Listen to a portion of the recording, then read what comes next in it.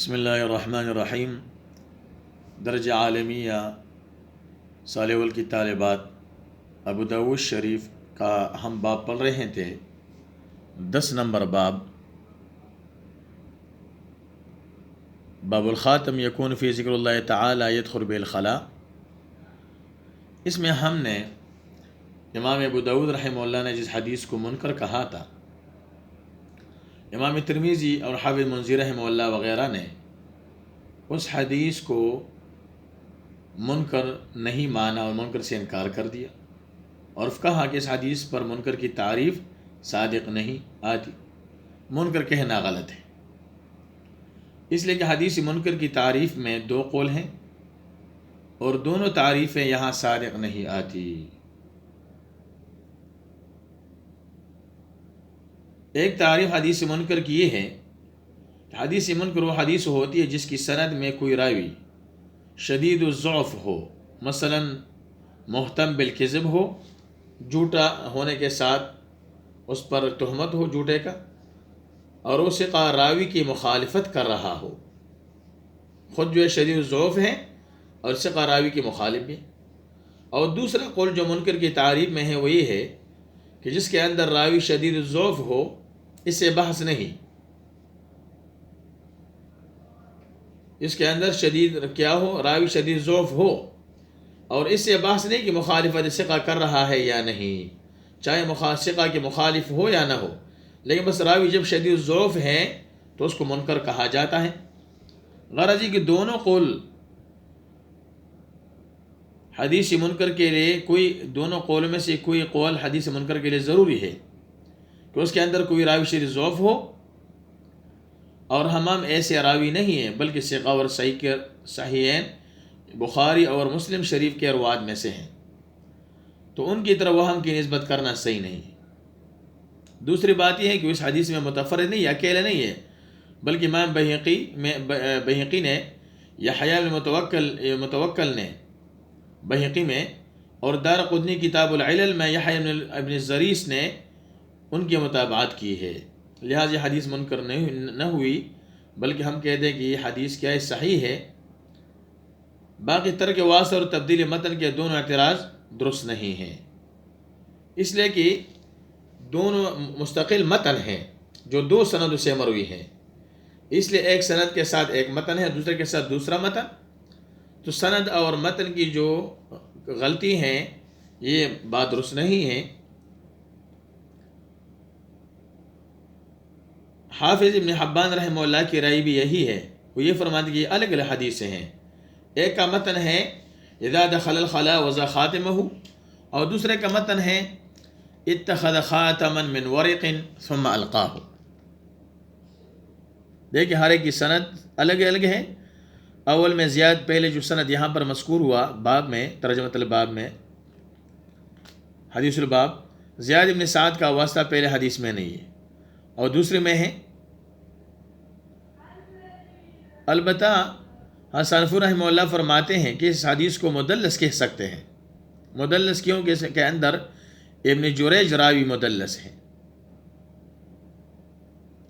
اور مدلس آپ جانتی ہو کہ مدلس راوی کون ہوتا ہے؟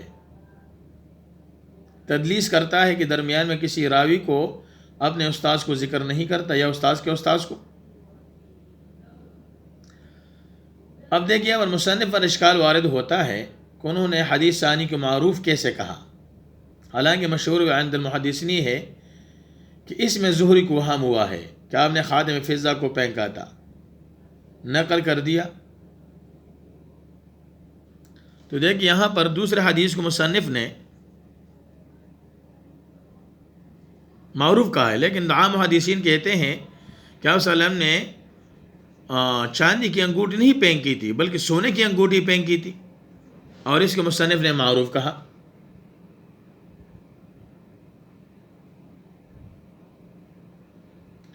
تو رشید احمد گنگوئی رحمہ اللہ نے اس کے بارے میں ایک بات لکھی ہے، وہ یہ ہے کہ حمام کی طرف توہم کی نسبت صحیح نہیں کیونکہ وہ ثقہ ہے۔ باقی کہ پھر انہوں نے اس طرح یہ حدیث کیسے نقل کر دی؟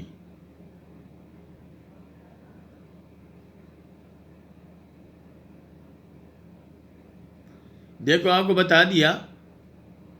کہ مصنف رحمہ اللہ پر اشکال وارد ہو کہ انہیں حدیث ثانی کو معروف کیسے قرار دیا، حالانکہ مشہور عند المحدثین ہے کہ اس میں زہری کو وہم ہوا ہے کہ آپ نے خادم فضا کو پھینکا۔ تو یہاں پر حسن فر رحمہ اللہ بذل المجہود میں حضرت گنگوئی رحمہ اللہ کی تقریر سے ایک بڑی لطیف اور زبردست بات نقل فرمائی ہے، وہ یہ کہ حمام کی طرف تو وہم کی نسبت صحیح نہیں کیونکہ وہ ثقہ ہے۔ باقی کہ پھر انہوں نے اس طرح یہ حدیث کیسے نقل کر دی جو بقول مصنف خلاف معروف ہے؟ اس کے بارے میں گنگوئی فرماتے غالباً یہ ہوا یہ کہ امام زہری کی وہ روایت جس میں خادم فضا کے القاء پھینکنے کا ذکر ہے، جمہور محدثین کے نزدیک وہ غلط ہے اور غلطی منسوب کی جاتی ہے امام زہری کی طرف۔ تو حمام نے یہ سوچا کہ کسی طرح امام زہری سے یہ اعتراض دور کیا جائے، اس لیے کہ صحیح ہے کہ حضور صلی اللہ علیہ وسلم نے خادم فضا کا القاء نہیں فرمایا تھا، تو حمام نے زہری کی بیان کردہ روایت کی توجیہ اور اصلاحی کی کہ خاتم فضا کو پھینکنے سے مراد یہ ہے کہ آپ صلی اللہ علیہ وسلم نے بیت الخلاء جانے سے پہلے اس کو اتار کر رکھ دیتے تھے، اور یہ کہ القاء کے متبادر معنی مراد نہیں پھینکنا۔ اس صورت میں کون زہری کی روایت کو غلط کہے گا؟ اس توجیہ کی بنا پر امام زہری سے اعتراض ہٹ جاتا ہے۔ ابھی دیکھیں یہاں پر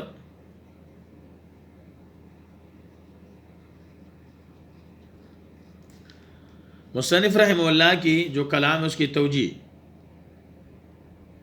کہ مصنف رحمہ اللہ پہلے حدیث کو منکر کہا اور دوسرے کو معروف کہا، اے مصنف کی بات کی توجیہ کیسے ہو سکتی ہے کہ مصنف کی بات درست ہو جائے؟ تو شیخ الحدیث رحمہ اللہ زکریا سے فرماتے ہیں کہ مصنف کے کلام کی ایسی توجیہ کی جائے جس سے مصنف سے اعتراض دور ہو جائے، اور وہ یہ ہے کہ حدیث منکر کی تعریف میں متقدمین کی الگ رائے ہیں اور متاخرین کی رائے کیا ہے؟ الگ ہیں۔ تو جہاں پر بذل المجہود میں خلیل احمد سہارنپوری رحمہ اللہ نے منکر کی تعریف کے سلسلے میں جو کچھ لکھا ہے اور پھر امام ابو داؤد پر اعتراض کیا ہے، وہ متاخرین کے رائے کے مطابق ہے، اور متقدمین کی جو رائے ہیں ان کے حدیث منکر کا اطلاق اس حدیث پر بھی ہوتا ہے کہ جس میں کوئی راوی متفرد ہو، ما تفرد بہ راوی پر بھی آتا ہے اس کے اطلاق، جس کو حدیث شاذ کہتے ہیں، خواہ وہ راوی ثقہ ہو یا ثقہ نہ ہو۔ تو مصنف رحمہ اللہ کی مراد بھی یہاں پر منکر سے شاذ ہے، متقدمین کے اصطلاح اور متقدمین کے جو اصطلاح ہیں خصوصی طور پر اس میں قدماء محدثین میں حضرت امام احمد بن حنبل بھی ہیں اور امام ابو داؤد رحمہ اللہ ان کے خاص شاگرد ہیں۔ امام احمد بن حنبل رحمہ اللہ امام ابو داؤد کے استاذ ہیں، ہو سکتے انہوں نے یہاں پر منکر بھی بمعنی شاذ لیا ہو، تو مصنف نے جو منکر کا دعویٰ کیا تھا وہ دعویٰ درست ثابت ہوا۔